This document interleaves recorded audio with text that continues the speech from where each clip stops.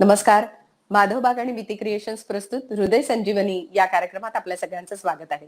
हृदयविकारावर मात करून आपल्या आयुष्यात एक अतिशय उत्तम मार्ग ज्यांनी चोखाळलाय आणि खरं तर माधवबागच्या तज्ञ डॉक्टरांनी त्यांना ही जीवनशैली प्रदान केलेली आहे. अशा व्यक्तींना आपण भेटत असतो. आजही अशाच एका व्यक्तींना आपण भेटणार आहोत. कोल्हापूरच्या विमल पाटील आणि चंद्रकांत पाटील आणि त्यांना मार्गदर्शन करणाऱ्या क्रशर क्लिनिक कोल्हापूरच्या डॉक्टर स्मिता पाटील यांना आपण बोलूया. नमस्कार, स्वागत आहे सगळ्यांचं.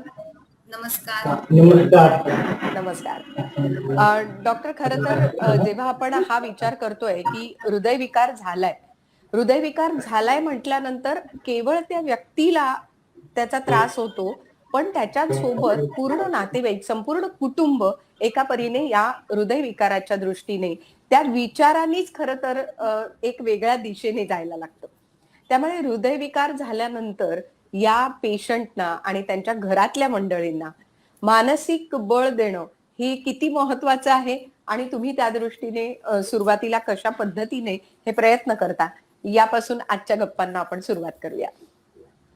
काकींच्या बाबतीत आपल्याला जर बोलायचं झालं तर काकींना त्रास होण्या अगोदर कुठल्याही प्रकारचं औषध नव्हतं किंवा काहीच प्रॉब्लेम नव्हता. थोडंसं चालताना दमायला वगैरे होत होतं. अचानक त्यांना हार्ट अटॅक आला आणि त्याच्यानंतर मग त्यांना हॉस्पिटलाइज व्हावं लागलं. त्यानंतर त्यांची एन्जिओग्राफी केली गेली आणि तिन्ही रक्तवाहिन्यांमध्ये ब्लॉकेजेस आहेत आणि बायपास करण्याचा सल्ला दिला गेला होता. पण बायपास म्हणजे काकींच्याकडे बघितलं तर काकींची अंगकाठी थोडीशी नाजूक आहे आणि वय असा विचार करून घरच्यांना प्रश्न पडला की बुवा बायपास केल्यानंतर पेशंट सर्व्हायवलचे चान्सेस किती राहतात आणि मग ते दुसरे ऑप्शन शोधायला लागले. आता बऱ्याचदा असं होतं की जेव्हा एखादा रुग्ण हॉस्पिटलाइज होतो त्यावेळी तिन्ही रक्तवाहिन्यांमध्ये ब्लॉकेजेस आहेत आणि आता पर्यायच नाहीये, म्हणजे पेशंट जास्त दिवस जगेल किंवा नाही असं सांगितलं जातं आणि मग त्याच्यामुळे पेशंटच्या मनामध्ये एक प्रकारची भीती निर्माण होते.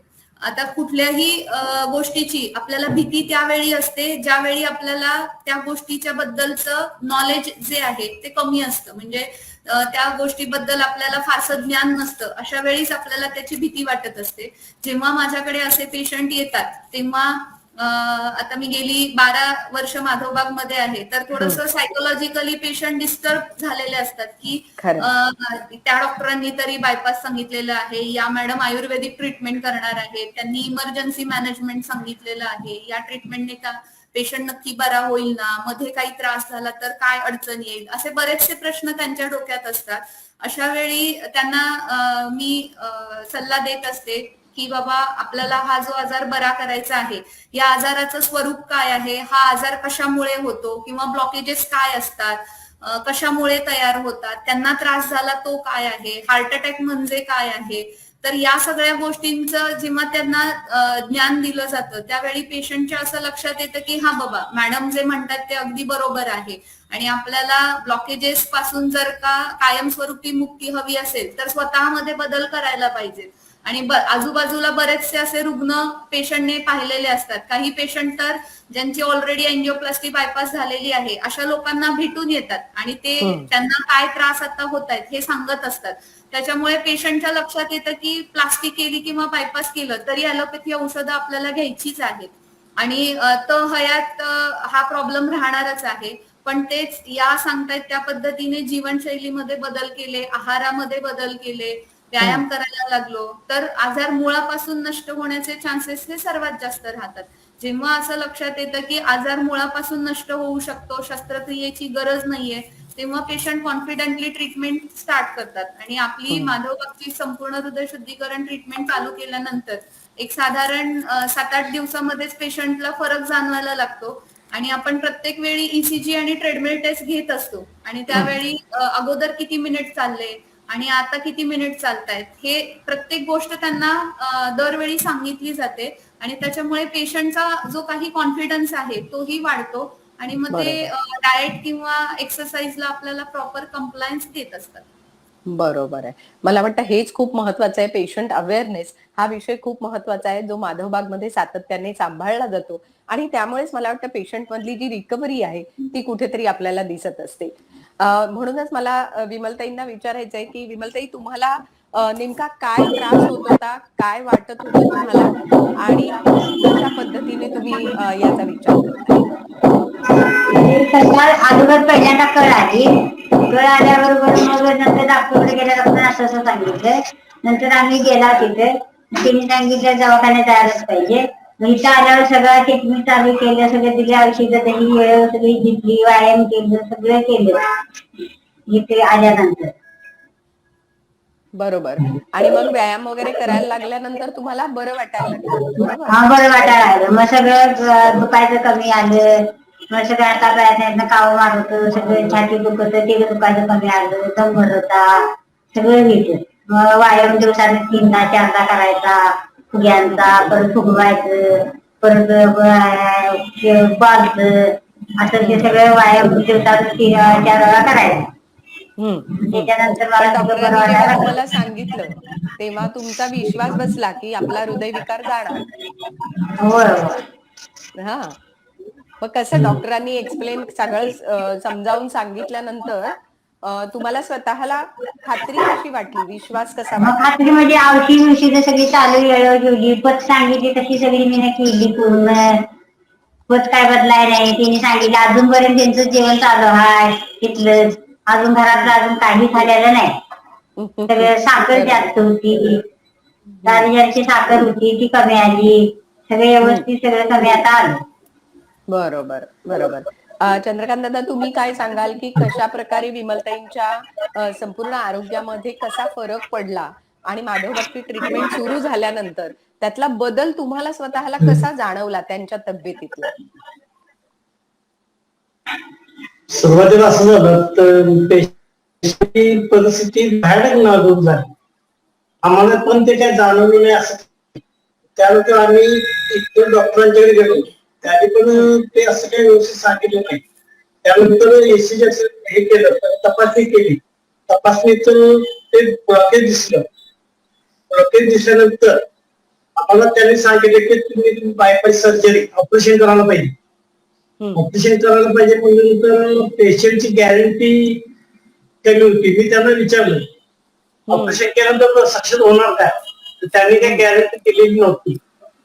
मग मी माझी मुलं पाहुणे आम्ही सगळ्यांनी विचार केला काय पेशंट होईल ते होऊ दे, घरातच होऊ दे काय व्हायला. म्हणजे पेशंट टिकण्याच्या मार्गावर नव्हता जवळजवळ अशी हं. कंडिशन अच्छा. होती पेशंटची. बरं. कंडिशन म्हणजे पेशंट आम्ही विषय सोडलाच आणि पेशंट घेऊन आम्ही घरी गेलो. हां. घरी गेल्यानंतर तिथे पेशंटला बघायला दुसऱ्या दिवशी एक व्यक्ती आली. त्या व्यक्तीने सांगितलं तुम्ही असं असं तुम्ही माधवबाग मध्ये जावा हं, आणि तुम्ही ट्रीटमेंट चालू करा. त्यानंतर हं, माझा मुलगा संजय पाटील तो आला. त्यानंतर आम्ही लगेच पेशंट घेऊन आलो इथं. इथं घेऊन आल्यानंतर मॅडमनी आम्हाला पहिल्या दिवशी सांगितलं काय नाही म्हणजे भिण्यासारखं काय नाही, 2 महिन्यात 2-2.5-3 महिन्यात कव्हर होऊन जाईल. हं, हं, त्या दिवशी मॅडमने आमचं जवळजवळ 50% वजन कमी केलं हं. पहिल्या दिवशी. बरोबर. बोलण्यातच वजन कमी केलं, पण मला पण खरं हं, वाटलं नाही. पण त्या एवढं मोठे डिग्री घेतलेल्या डॉक्टरांनी सांगितलं तर म्हणजे गॅरंटी कमी आणि आम्हालाही वाटत होतं पेशंटची गॅरंटी कमी. हं, मग आम्ही पाटील मॅडमने सांगितलं काय नाही घेऊ नका तुम्ही 2 महिने थांबा. मी म्हटलं मॅडम वर्षभर थांबतो काय अडचण नाही, हं, हं, पण पेशंटचं काय तर पेशंटचा घेऊ नका म्हणजे म्हणजे हं, इतकी गॅरंटी देऊ शकताय म्हणजे काय म्हणून हं, मला पण काय समजा. त्याने पहिल्या खाजगी डॉक्टरने सांगितलं होतं खर्च इतका येणार 7 लाख रुपये खर्च येणार सांगितलं. हां. मी म्हणलं 3,60,000 देतो, पेशंटची गॅरंटी द्या. हं. त्यांनी काही ती दिलेली नसती. आम्ही बरोबर. पण विषय सोडला ना पेशंटचा. पेशंटला इथं ऍडमिट केलं. इथं ऍडमिट केल्यानंतर जे ट्रीटमेंट चालू झाली हं. दिवसाला फरक पडत गेला हां. असं. तो आणि फरक आज कसा कसा जाणवायला लागला? म्हणजे एक पहिल्या 7-8 दिवशी दिवसांनी आलो. तुम्हाला जो फरक जाणवला तो कसा होता?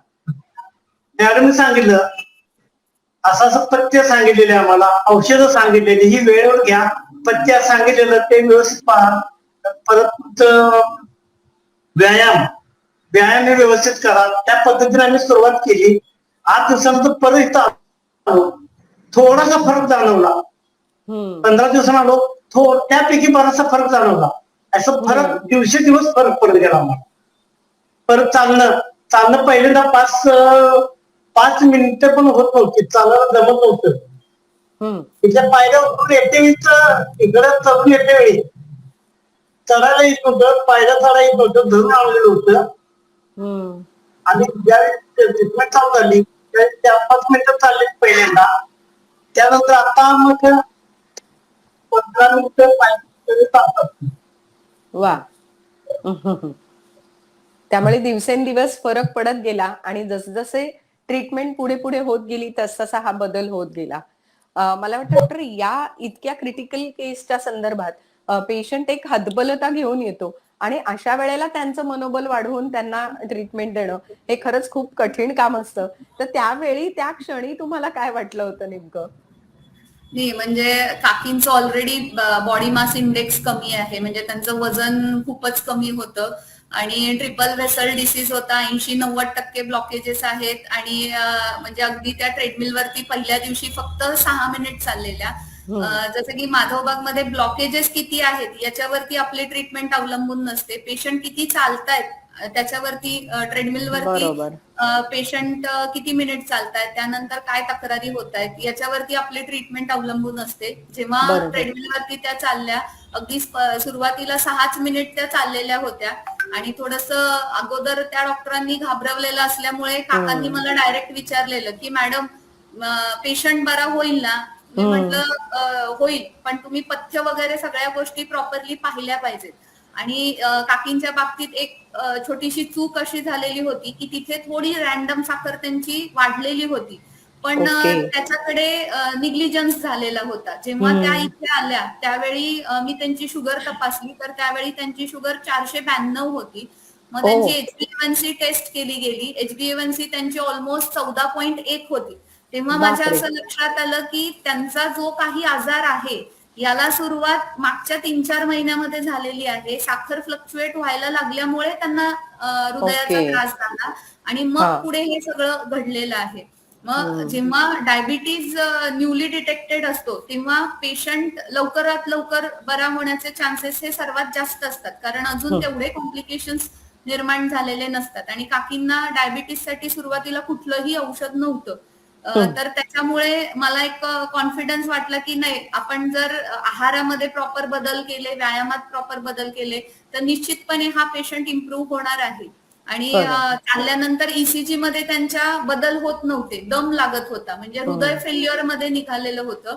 त्यामुळे इम्प्रुव्हमेंट जी आहे ते जास्तीत जास्त चांगली होऊ शकते असं लक्षात आल्यानंतर मग मी त्यांना सांगितलं की प्रॉब्लेम हा आहे, रक्तामध्ये साखर वाढतीये त्यामुळे रक्ताची घनता वाढतीये आणि मग प्रॉब्लेम त्यांना जाणवायला लागतोय. जसं जसं साखर कमी यायला लागेल तसं तसं हृदयाचं काम वाढायला आपल्याला मदत होईल.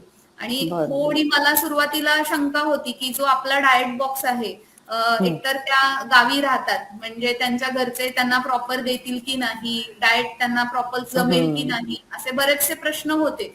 पण जेव्हा सुरुवातीला मी जसं जसं सांगितलं, माझ्या थेरपिस्टने त्यांना प्रत्येक वेळी ट्रीटमेंटच्या वेळी सांगितलं की काकी अशा पद्धतीनं करायचं, हे इडली अशा पद्धतीने बनवायची किंवा आहारामधल्या गोष्टी काय काय बनवायच्या, सॅलड कसं घ्यायचं, काय घ्यायचं, अशा सगळ्या छोट्या मोठ्या गोष्टी त्यांना प्रत्येक वेळी आम्ही सांगत गेलो. तसं तसं त्या स्वतःमध्ये बदल करत गेल्या आणि त्याच्यामुळेच मी त्यांना इतकी छान इम्प्रुव्हमेंट देऊ शकले.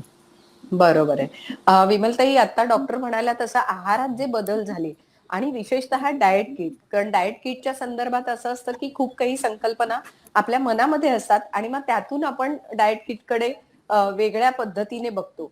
तर तुम्हाला हे डाएट किट दिल्यानंतर तुम्ही स्वतः त्याचा वापर कसा केला? पहिल्या दिवशी खाताना काय वाटलं? मग नंतर त्यात कसे बदल केलेत? याबद्दल सांगा.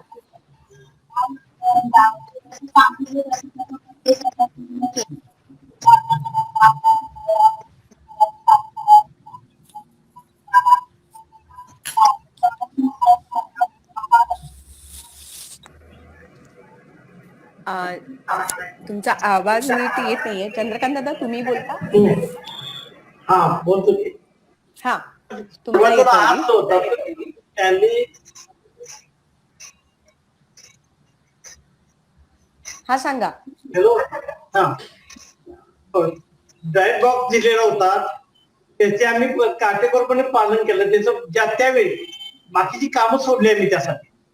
शेती, आमचा मुख्य व्यवसाय शेती आहे, पण तो व्यवसाय सोडून त्यांच्या टायमिंग टेबलवर आम्ही जास्त लक्ष दिलं. त्यात कुठली हायगी न करता ज्या त्यावेळी देणे, आहार देणे, व्यायाम करून घेणे, हे जे काय आहे ते पथ्य आम्ही पाळतो. जसं आम्हाला कमी पेशंटला बरं वाटायला लागलं तसं जास्त आम्ही लक्ष दिलं आणि काटेकोरपणे त्याचं पालन केलं. मॅडमनी सांगितलं त्याचं पालन व्यवस्थितपणे आम्ही केलं. पण ते पहिल्यांदा खाताना काही त्यांना त्रास जाणवला? सुरुवातीला नाही थोडं जाणवला किंवा- त्रास. सुरुवातीला जाणवत आहे. चव बेत असल्यामुळं घरचा हा. आहार आणि हे दिलेलं खायला त्यात बराचसा म्हणजे चवीला बराचसा फरक आहे. पण हा. त्याने तो ते काय नाही हे केलं. त्यांनी तो आहाराकडे ध्यान लक्ष त्यांनी दिलेलं बॉक्सकडे जास्त लक्ष देऊन पूर्णपणे ते गेल्या दिवसापासून पूर्णपणे ते बंद करून ठेवलं. म्हणजे घरचा आहार आणि इकडं लक्ष ठेवलं. सुरुवातीला थोडे दिवस जरासं म्हणजे बेचव लागलं असं, पण ते काय नाही, त्याच्यावर मात करून त्यांनी ते पूर्णपणे पाळलं. एक विषय असा होता, चांगला असं वाटतंय, त्यांनी मॅडमनी एक दिवस तपासणी करण्यासाठी फक्त तुम्ही पाणी पिऊन या, बाकी काय खाऊ नका, पाणी पिऊन या म्हणून सांगितलेलं होतं. पण ह्यांनी पाणी देखील न पिता इथं आलेले होते. इतकं पथ्य करून म्हणजे अगदी कडेवर पाळलेलं होतं पथ्य. पथ्य व्यवस्थित पाळल्यामुळे पथ्य पाळणं म्हणजे बरंच असं. बरोबर बरोबर. विमलताई, तुम्हाला काय वाटतंय? हे पथ्य तर तुम्ही पाळलं, सगळे व्यायाम केलेत, ज्या पद्धतीने डाएट डॉक्टरांनी दिला तसा केलात. माधवबागच्या या ट्रीटमेंट बद्दल तुम्हाला स्वतःला काय वाटतंय? या ट्रीटमेंटमुळे तुम्हाला कसं बरं वाटलं? आज लोकांना काय सांगाल? मला सगळ्या वस्तूंना बरं वाटलं. सांगितलं तसं तसं केलं आणि मला सगळा फरक पडलाय. मला कधी काय सांगले नाही, काय नाही, सांगितलं तसं करून मी सगळं करीत आहोत. माधवबाग हा जर विचार केला, परमेश्वराचा अवतार म्हणावा लागेल. खरोखर पाटील मॅडम म्हणजे स्तुती करत नाही मी, पण जे मला अनुभवलं ते बोलतोय. दुसरा देव म्हणावा लागेल त्यांना. इतका अनुभव त्यांचा आम्हाला परफेक्ट आलेला आहे. स्तुती करणं म्हणजे ते सांगणं एक कठीण आहे. स्तुती करणं सांगणं कठीण आहे ते, कारण पेशंट आमचा गॅरंटी नव्हती, एक मग धाडत असतं. गॅरंटी नव्हती, आम्हाला पण नव्हती. त्यांनी इथं आल्यानंतर पहिल्या दिवशी ते आम्हाला 50% बरं केलं, त्याच्यावर आम्हाला फरक पडून गेला. बरोबर, म्हणजे निश्चित म्हणजे असं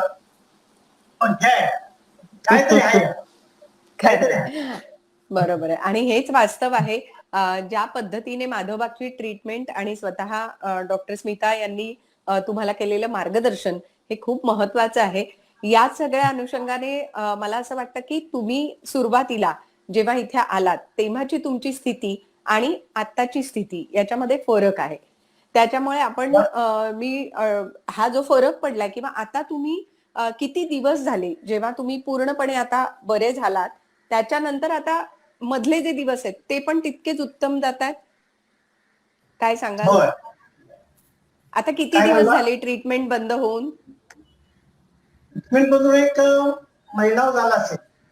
हा, 3 महिने या ट्रीटमेंट चालू होती. महिन्याभरामध्ये तुम्हाला तितकंच चांगलं वाटतंय? आता म्हणजे पूर्ववत काम करते.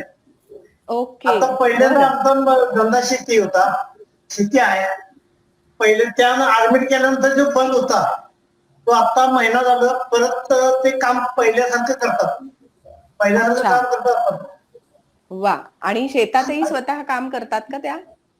आता काम करतात, पण आम्ही नेत नाही. आता काम करण्याची त्यांची उमेद आहे. आता म्हणजे काम करू शकतात त्या, तिथपर्यंत तयार झालेले. वा वा. ही तयारीच खूप महत्वाची आहे आणि पुन्हा पूर्ववत आयुष्य त्या छान जगू शकतायत. मला वाटतं डॉक्टर त्यांचे रिपोर्ट्स जर आम्हाला सांगितले, म्हणजे सुरुवातीला आलेल्या नंतर त्यांची कंडिशन नेमकी काय होती आणि आता त्याच्यात किती बदल झालेत हे आम्हाला त्यांच्या रिपोर्ट्स वरनं आपण सांगितलं तर आवडेल.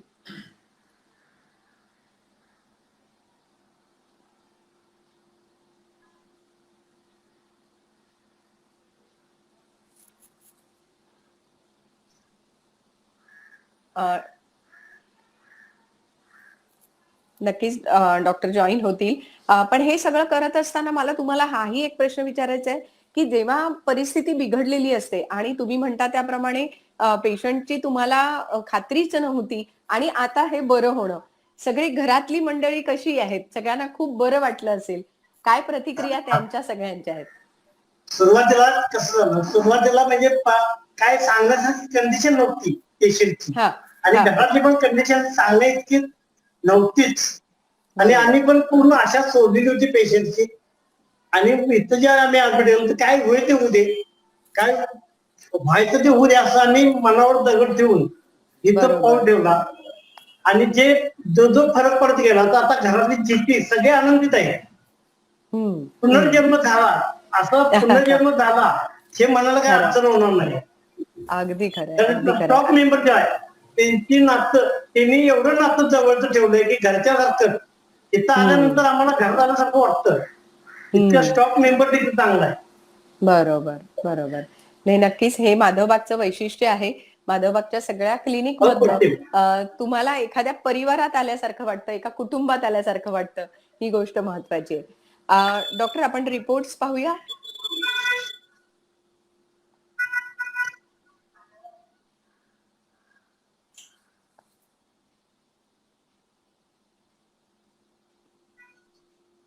डॉक्टर तुम्हाला माझा आवाज येतोय?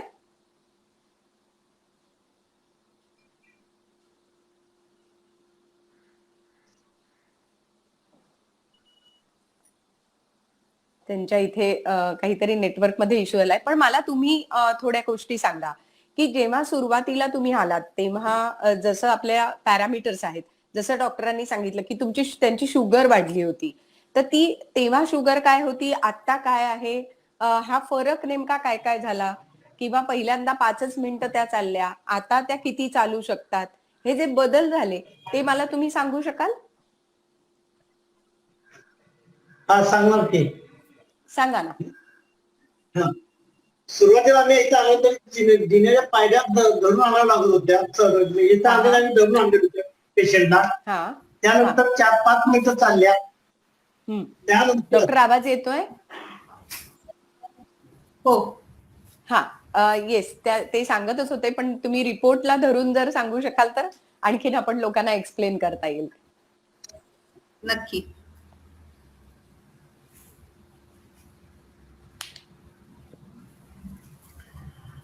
काकींचं पूर्ण नाव विमल चंद्रकांत पाटील. वय वर्ष साधारण 58 वर्ष आहेत. त्या हाऊसवाईफ आहेत आणि शेतातली काही कामं अशा पद्धतीचं त्यांचं सध्याची जीवनशैली आहे. आपण त्यांना हार्ट फेल्युअर रिव्हर्सल थेरपी आणि डायबिटीज असं दोन्हीसाठी ट्रीटमेंट केलेली होती. 24 मे 2021 ला आपण त्यांची ट्रीटमेंट स्टार्ट केलेली आहे. नेक्स्ट. ट्रीटमेंटच्या अगोदर काकींना मायोकार्डियल इन्फार्क्शन म्हणजे हार्ट अटॅक आल्यामुळे हॉस्पिटलाइज करण्यात आलं. एन्जिओग्राफी केल्यानंतर तिन्ही रक्तवाहिन्यांमध्ये ब्लॉकेजेस आहेत असं सांगण्यात आलं. डायबिटीज साधारण 3 महिन्या अगोदर पासून डायबिटीसला सुरुवात झालेली होती. चालताना दमायला होणं, छातीत गच्च होणं, छातीत दुखणं अशा पद्धतीचे त्रास त्यांना होते. आता ट्रीटमेंट नंतर कुठल्याही प्रकारचा त्यांना त्रास नाहीये. त्या ट्रेडमिलवरती आरामात चालू शकतात. दम लागणं किंवा छातीत दुखणं यातला कुठलाही त्रास आता सध्या त्यांना नाहीये. नेक्स्ट.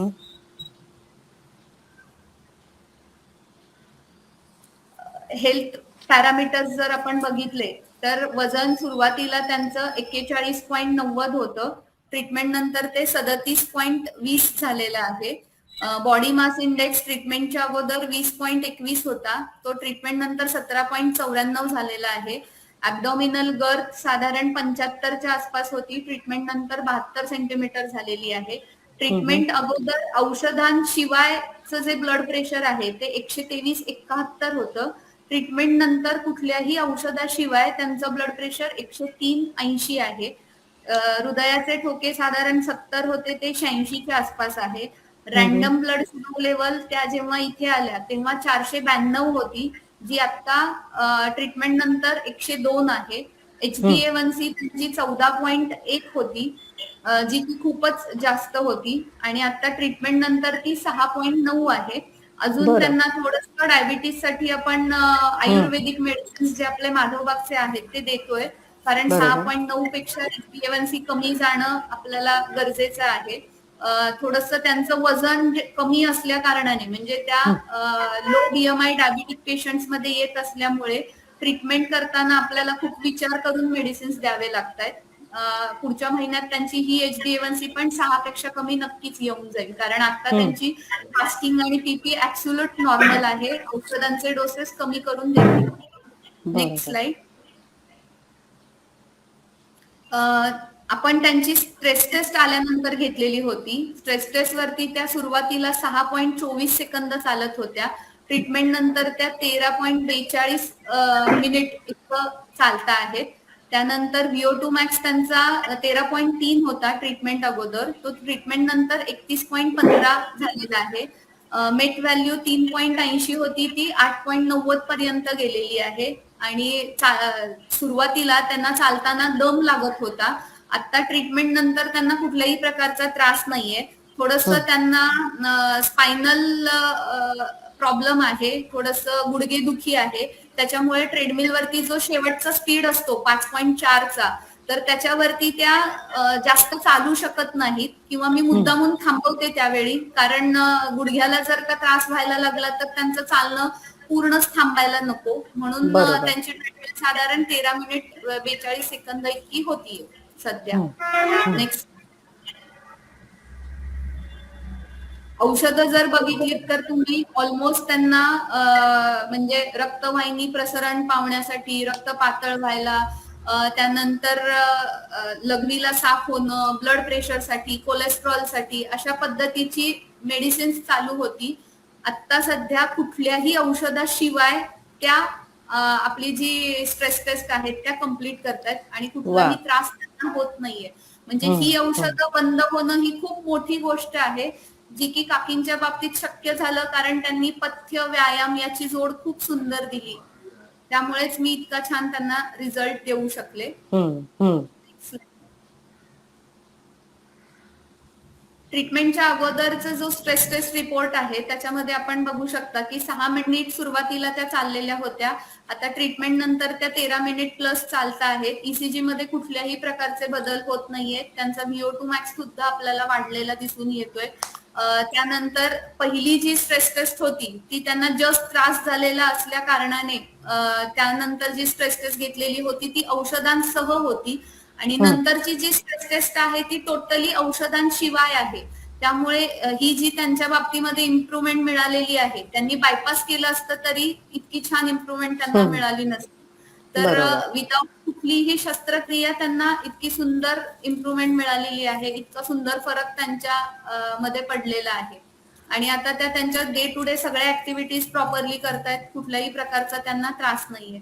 काकींच्या बाबतीत जी आपण ट्रीटमेंट केली, संपूर्ण हृदय शुद्धीकरण ट्रीटमेंट आणि डायबिटीस साठी अशी कॉम्बिनेशन ट्रीटमेंट केलेली आहे. Next slide. याच्यामध्ये स्नेहन, स्वेदन आणि बस्ती अशा 3 प्रोसिजर्स केलेल्या आहेत. स्नेहनाने आता जो काही हृदयावरती ताण वाढलेला होता, म्हणजे आपल्याला असं लक्षात आलं की हृदय त्याचं काम प्रॉपरली करू शकत नाहीये, तेव्हा हृदयाला विश्रांती देणं गरजेचं आहे. अशा वेळी पंचकर्माची आपल्याला खूप चांगली मदत होते. आपण जेव्हा व्हेसोप्रोटेक्टिव्ह थेरपी म्हणजे पंचकर्म ट्रीटमेंट करत असतो त्यावेळी पायकडून हृदयाकडे अशा पद्धतीने शास्त्रोक्त पद्धतीने मसाज करत असतो. त्याच्यात स्ट्रोक्स प्रॉपरली दिले जातात, ज्यामुळे जो काही ब्लड सप्लाय आहे हृदयाकडे वाढवला जातो. त्यामुळे कार्डियक लोड वाढायला आपल्याला, जो काही वाढलेला कार्डियक लोड आहे तो कमी व्हायला आपल्याला मदत होते. ब्लड प्रेशर, ठोके नॉर्मलाइज व्हायला आपल्याला फायदा होत असतो. ब्लड सर्क्युलेशन प्रॉपर व्हायला आपल्याला मदत होत असते. स्वेदन म्हणजे औषधी काड्याची वाफ दिली जाते. साठलेलं जे मीठ पाणी आहे घामावाटे बाहेर काढलं जातं, रक्ताला आलेला घट्टपणा कमी व्हायला मदत होते. त्यानंतर ब्लड प्रेशर नॉर्मलाइज व्हायला, ठोके नियंत्रणात व्हायला आपल्याला खूप चांगला फायदा होतो. शरीरात साठलेलं मीठ पाणी कमी झाल्यामुळं त्यांची डायटॉर सारखी गोळी जी आहे, जिचं काम आहे शरीरातलं मीठ पाणी बाहेर काढणं, ते काम आपण स्वेदनाच्या साह्याने केल्यामुळे रिझल्ट आपल्याला फास्ट आणि खूप छान मिळायला लागले. आणि शेवटची ट्रीटमेंट आहे बस्ती, ज्याच्यामध्ये औषधी काढ्या आणि तेलाचा बस्ती दिला जातो. याच्यात जे बस्ती आपण वापरलेले आहेत हृदयाच्या मांसपेशींना जे बळकटी देतील, हृदयाचा रक्तपुरवठा सुधारतील, हृदयाची व्यायाम कार्यक्षमता सुधारतील, अशा पद्धतीच्या बस्तींचा त्यांना वापर केला गेलाय. आणि डायबिटीज साठीचे सुद्धा बस्ती त्यांना दिलेले आहेत, जे लिव्हर आणि पॅनक्रियाजवर काम करून शुगर लेवल नॉर्मलाइज व्हायला आपल्याला मदत करतात. अशा पद्धतीच्या साधारण 19 पंचकर्म ट्रीटमेंट त्यांना मागच्या 3 महिन्यामध्ये झालेल्या आहेत.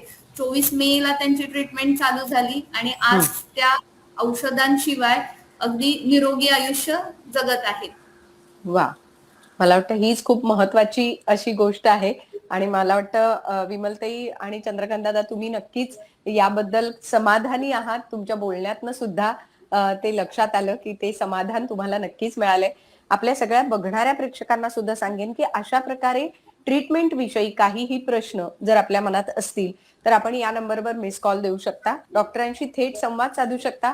आणि MIB पल्स ऍपची लिंक सुद्धा कॅप्शन मध्ये दिलेली आहे, जी आपण डाउनलोड करून MIB पल्स ऍपचा वापर सुद्धा आपल्या रोजच्या जगण्यात अतिशय उत्तम रीतीने करू शकता. विमलताई, तुमच्या आरोग्याचा हा आलेख जो आहे तो अशाच पद्धतीने उत्तम राहो अशी सदिच्छा आम्ही या निमित्ताने व्यक्त करतो. आणि चंद्रकांत दादांची आणि तुमच्या सगळ्या घरच्यांची साथ तुम्हाला आहेच, त्यामुळे त्यांच्या साथीने तुमचं आरोग्य अधिक उत्तम होऊ दे. आणि हे ज्या पद्धतीने माधवबागने तुम्हाला हा मार्ग दाखवलाय त्या मार्गावर चालत राहा. व्यायाम, आहार, विहार, हा सगळा विचार, हे सगळे विचार महत्वाचे आहेत. त्या सगळ्याच दृष्टीने, त्या सगळ्या अनुषंगाने आपली ट्रीटमेंट अजूनही जी थोडीशी शिल्लक आहे ती अशाच प्रकारे चालू ठेवा असं मी म्हणेन. आणि डॉक्टर स्मिता, तुम्ही अतिशय सुंदर रीतीने ही सगळी माहिती दिलीत आणि आपल्या विमलताईंच्या बद्दल सुद्धा या सगळ्या गोष्टी सांगितल्यात, त्याबद्दल खूप खूप धन्यवाद. आज इथेच थांबूया, पुन्हा भेटूया बुधवारी संध्याकाळी 5 वाजता. धन्यवाद. धन्यवाद.